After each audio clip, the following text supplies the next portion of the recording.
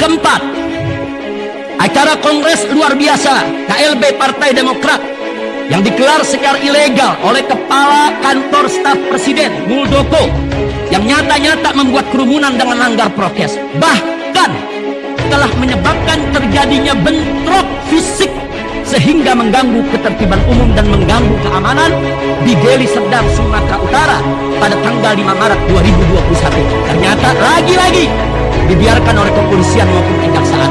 Apa karena gembong pelakunya orang istana presiden sehingga super tebal hukum?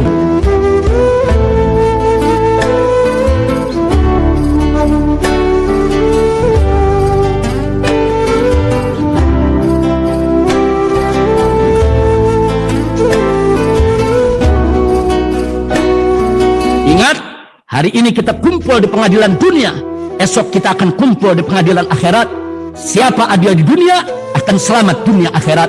Siapa zalim di dunia akan binasa dunia dan akhirat.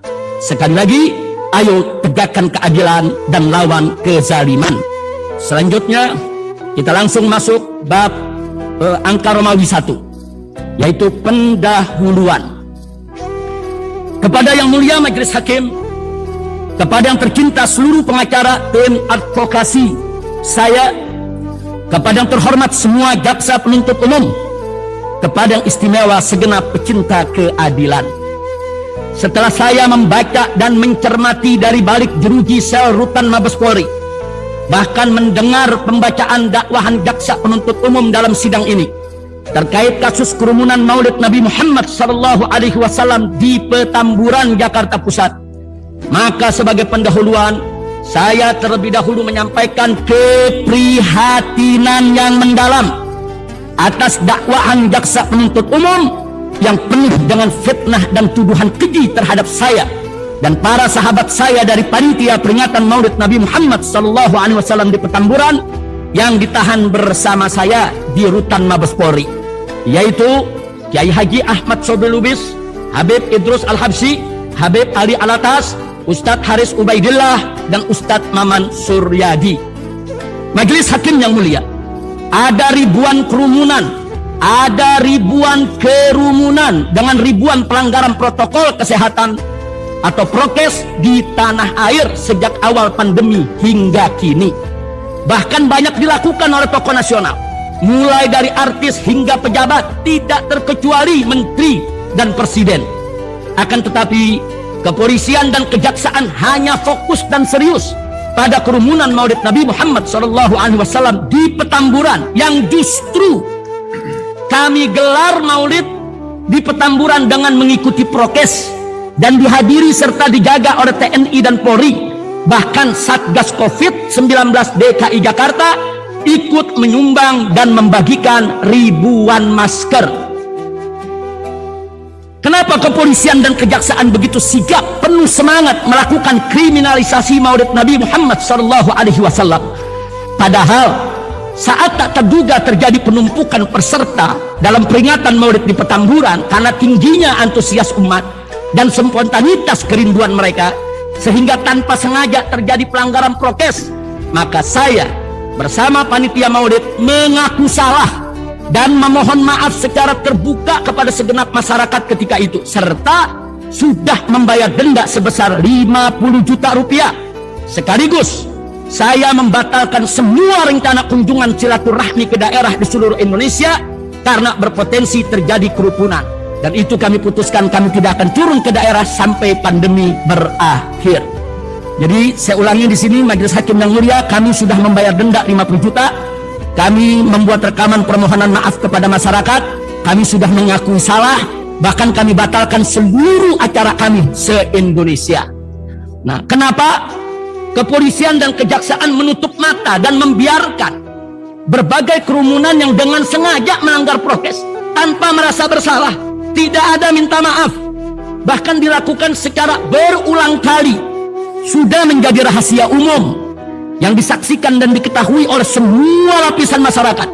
Bahkan aneka kerumunan dan pelanggaran prokes yang dilakukan secara demonstratif terang-terangan oleh orang-orang dekat Presiden Jokowi dan dibiarkan oleh aparat, bahkan dibenarkan. Antara lain, 1, anak dan menantu Jokowi saat Pilkada 2020 di Solo dan Medan, telah melakukan belasan kali pelanggaran prokes, tapi tidak diproses hukum oleh kepolisian maupun kejaksaan.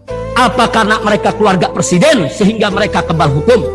Yang kedua, anggota Wakimpres, yaitu Dewan Pertimbangan Presiden di Pekalongan, sejak awal pandemi selama berbulan-bulan di setiap malam Jumat Kliwon menggelar kerumunan ribuan massa tanpa jaga jarak, tanpa masker, bahkan sempat membuat pernyataan di hadapan ribuan massa untuk mengabaikan dan tidak peduli wabah corona. Namun yang bersangkutan tidak tersentuh proses hukum, baik di kepolisian maupun kejaksaan. Apakah karena dia penasehat presiden sehingga hukum tidak berlaku baginya?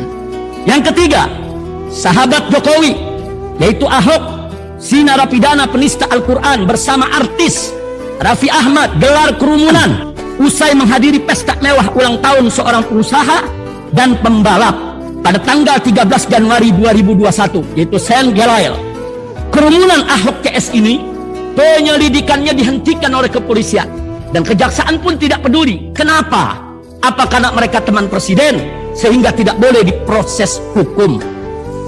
Yang keempat, acara kongres luar biasa KLB Partai Demokrat yang digelar secara ilegal oleh Kepala Kantor Staf Presiden Muldoko, yang nyata-nyata membuat kerumunan dengan langgar prokes, bahkan telah menyebabkan terjadinya bentrok fisik sehingga mengganggu ketertiban umum dan mengganggu keamanan di Deli Serdang, Sumatera Utara pada tanggal 5 Maret 2021. Ternyata lagi-lagi dibiarkan oleh kepolisian maupun kejaksaan. Apa karena gembong pelakunya orang istana presiden sehingga super tebal hukum? Yang kelima, dan ini yang paling fenomenal, sekali lagi saya nyatakan ini paling fenomenal, pada tanggal 23 Februari 2021 Presiden Jokowi menggelar kerumunan ribuan massa tanpa prokes, bahkan lempar bingkisan yang sudah direncanakan dan disiapkan sebelumnya di Maumere, Nusa Tenggara Timur.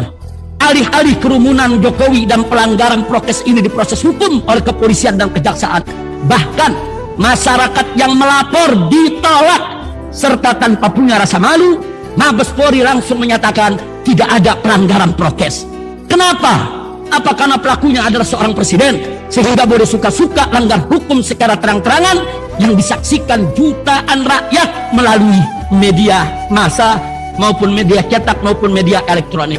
Jadi jelas bahwa proses hukum ini yang ingin saya garis bawahi. Jadi jelas bahwa proses hukum terhadap peringatan Maulid Nabi Muhammad SAW di Petamburan adalah bentuk diskriminasi hukum yang dilarang oleh konstitusi dan perundang-undangan Negara Kesatuan Republik Indonesia yang berdasarkan Pancasila dan Undang-Undang Dasar 1945.